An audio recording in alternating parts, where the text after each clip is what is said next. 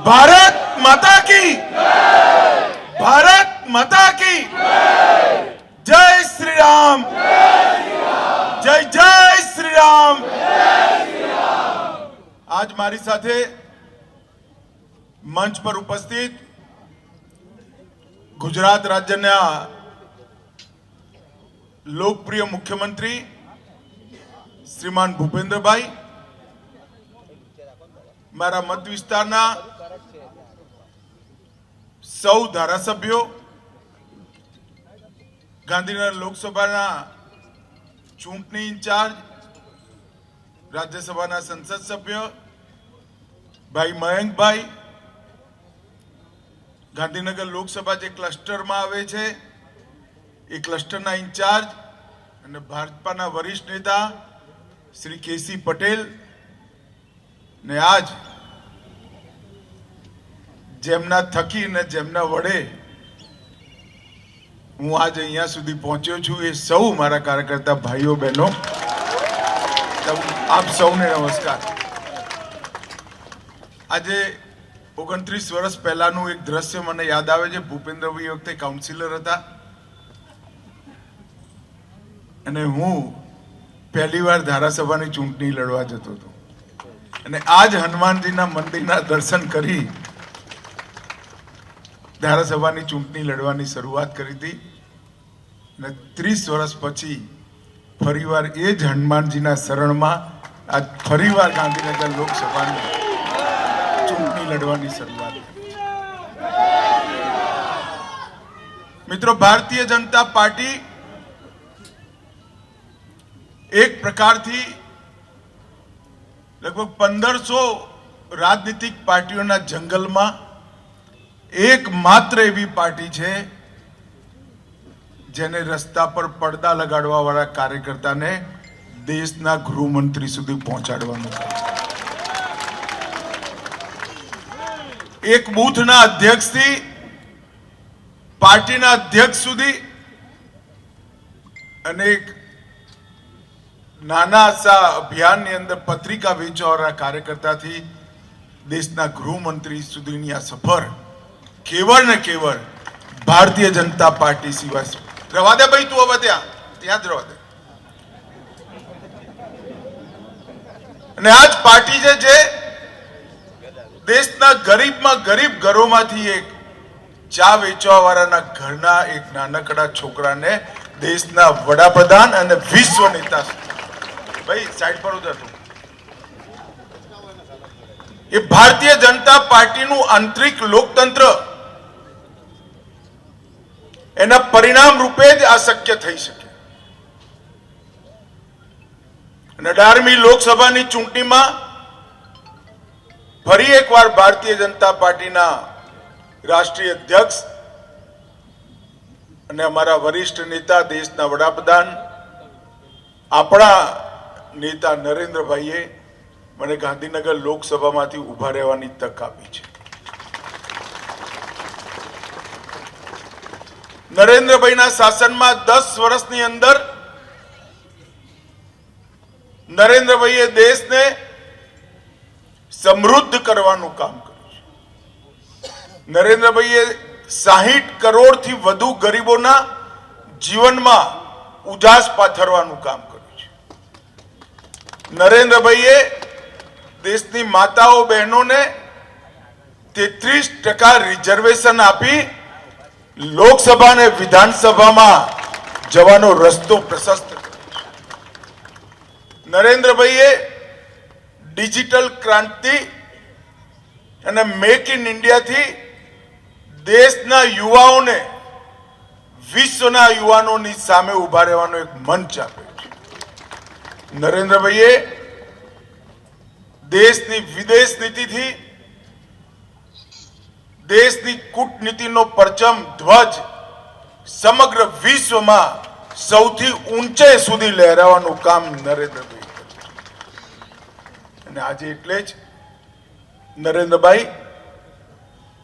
खाली देशना नहीं दुनियाना સૌથી લોકપ્રિય વ્યક્તિ તરીકે છેલ્લા 4 વર્ષથી સર્વે।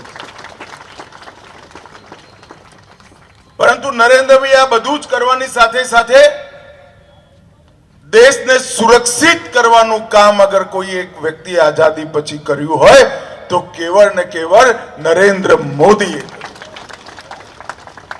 આતંકવાદ, નક્સલવાદ, ઘૂસપેઠ કોઈ છિદ્ર નથી છું. બધા વિચાર કરતા હતા કે કાશ્મીરમાંથી 370મી કલમ કઈ રીતે હટે, અને જોત જોતામાં 5મી ઓગસ્ટ 2019 370મી કલમ સમાપ્ત.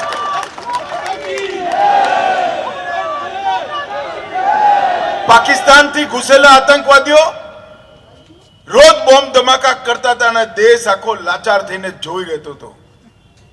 નરેન્દ્રભાઈના આયા પછી 2 ઘટનાઓ કરી, ઉરી ને પુલવામા. બંનેમાં સર્જિકલ સ્ટ્રાઇક ને એર સ્ટ્રાઇક કરીને પાકિસ્તાનમાં ઘરમાં ઘૂસીને આતંકવાદીઓને સફાયો.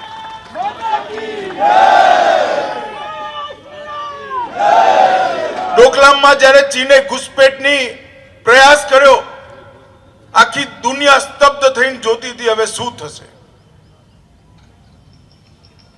પહેલી આવી ઘટનાઓ દબાઈ જતી હતી, કશું થતું નતું. નરેન્દ્રભાઈએ ચીનની આંખોમાં આંખ નાખી કહ્યું આ ભારતની જમીન છે, નો એન્ટ્રી, અને 45 દિવસ પછી ચીને પાછા જવું. આ મક્કમતા, સુરક્ષાનો આ નિર્ધાર અને સુરક્ષાને જમીન પર ઉતારવાની આવડત, નરેન્દ્રભાઈના ત્રણેય ગુણોના કારણે આજ ભારત સુરક્ષિત બન્યું છે. ને મોદી સાહેબે 130 કરોડની દેશની જનતાની સામે એક લક્ષ્ય મૂક્યું છે કે બહુ ટાઈમ જતો રહ્યો, 75 વર્ષ થયા, ખૂબ આગળ વધ્યા, પણ આનાથી સંતોષ કરવાની જરૂર નથી. 15 ઓગસ્ટ 2047 દેશ વિશ્વમાં 1 નંબરના સ્થાન પર હોય એવું ભારત બને. અને જ્યારે જ્યાં દેશની જનતા રાહ દેખતી હોય, કોઈ નેતા આવે ને અમારું આવું આહવાન કરે, જોત જોતામાં 130 કરોડ લોક મહાન ભારતના સંકલ્પની સાથે જોડાઈ ગયા. અને આજે નાનું છોકરું એ બોલે કે 15 ઓગસ્ટ 2047 ભારત સર્વપ્રથમ, એ વાત નાનામાં નાનું બાળક પણ બોલે. અને આજે પુરુષાર્થનો, સંકલ્પનો અને સંકલ્પથી સિદ્ધિની યાત્રાનો માર્ગ નરેન્દ્રભાઈએ પ્રશસ્ત કર્યો છે. એ માર્ગ પર દેશની જનતા એમના નેતૃત્વમાં ચાલવા માટે કટિબદ્ધ થઈ છે. ચૂંટણીમાં હું દેશભરમાં ફરું છું. અત્યાર સુધી લગભગ 135 સીટો પર જઈ આવ્યો. તમે ગાંધીનગર વાળા એવું માનો કે ભાઈ અહીં આયા તો મોદી મોદી મોદી કરીએ છીએ. દેશમાં જ્યાં જઈએ ત્યાં બધે મોદી મોદી મોદી મોદી. દક્ષિણમાં જાઓ, ઉત્તરમાં જાઓ, નોર્થ ઈસ્ટમાં જાઓ, પશ્ચિમમાં જાઓ, પૂર્વમાં જાઓ, દિલ્હીમાં જાઓ, દરેક જગ્યાએ દેશની જનતા એક અવાજે અબ કી બાર 400 પારનો નારો લઈ આ ચૂંટણીમાં ઉભી છે. એ રાહ જોવે છે ચૂંટણી પંચ ક્યારે ચૂંટણીઓ જાહેર કરે અને ક્યારે નરેન્દ્ર મોદીના કમર સામે અમે બટન દબાઈ 400 પાર કરાય. પરંતુ આજે ગાંધીનગર લોકસભાના સૌ કાર્યકર્તાઓ અહીંયા એકઠા થાય છે ત્યારે આપણે સૌ ભારતીય જનતા પાર્ટીના કાર્યકર્તાઓ માટે લોકસભાની ચૂંટણી એ કેવલ સંસદ સભ્ય ચૂંટવા માટેની ચૂંટણી નથી હોતી, ભાજપને વિજયી કરાવ. લોકસભાના એક મતદાનનો સંપર્ક આપણે કરીએ, આપણા લક્ષ્યની સાથે, નરેન્દ્રભાઈના લક્ષ્યની સાથે એને જોડીએ. મહાન ભારતની રચનાના સંકલ્પના સાથીદાર એને બનાવીએ અને એના વોટને વિનમ્રતાથી નરેન્દ્રભાઈને વોટ આપવાનો છે એવું કહી એનો વોટ મતપેટી સુધી પહોંચાડીએ. એ આપણા સૌની જિમ્મેદારી. ઇલેક્શન જીતવું એ લક્ષ્ય રાખવું જ જોઈએ ને હોય જ, અને જીતવાનું જ છે, ડંકાની ચોટ પર જીતવાનું. પરંતુ ઇલેક્શન જીતવાની સાથે સાથે વિનમ્રતાથી દરેક નાગરિકને વિનંતી કરવાનો આપણો ધર્મ ના ભૂલીએ. ભારતીય જનતા પાર્ટી એના કાર્યકર્તાઓનો ચૂંટણી પ્રચાર ખાલી ભારતીય જનતા પાર્ટીનો ચૂંટણી પ્રચાર ના બને, એ ભારતનો પ્રચાર બને, ભારતને મહાન બનાવવાની પ્રક્રિયાનો પ્રચાર. અને આ સમગ્ર કામગીરી થોડા દિવસ પછી ફોર્મ ભરીશું ત્યારથી લઈ મતદાન સુધી થવાની. સૌ કાર્યકર્તાઓને હું વિનમ્રતાથી અપીલ કરવા માંગુ છું કે Bharatiya Janata party cadre base party તરીકે સમગ્ર વિશ્વમાં એની નામના છે. આપણા બૂથનો કોઈ મતદાર મળ્યા વગરનો ના રહી જાય, વિનંતી કર્યા વગરનો ના રહી જાય, આપણી પત્રિકા આપ્યા વગરનો ના રહી જાય અને નરેન્દ્ર મોદીના સ્વપ્નનો ભાગીદાર થયા વગર ના રહી જાય. એ પ્રમાણે આપણે પ્રચાર કરવાનો છે. મને વિશ્વાસ છે, મેં વર્ષોથી તમારી જોડે કામ કર્યું છે. લગભગ 40 વર્ષથી તમારી સાથે જ કામ કરતા હું અહીં સુધી પહોંચ્યો છું. તમારી તાકાતની એ મને ખબર છે અને તમારી સ્કિલની એ મને ખબર છે. ચૂંટણી લડવી, લડાવી, જીતાડવી, અનેક પરાજયો પછી ભારતીય જનતા પાર્ટીને તમે સૌ કાર્યકર્તાઓના માટે ચૂંટણી જીતવાની એક મહારત આવી છે. પરંતુ એમાં પુરુષાર્થનું તત્વ, મહેનતનું તત્વ ક્યાંય ઓછું ના થાય એટલી મારી આપને સૌને વિનંતી છે. આવનારા લગભગ 1.5 મહિનો મહાન ભારતની રચના માટે આપણે નરેન્દ્રભાઈની સાથે સમર્પિત કરીએ.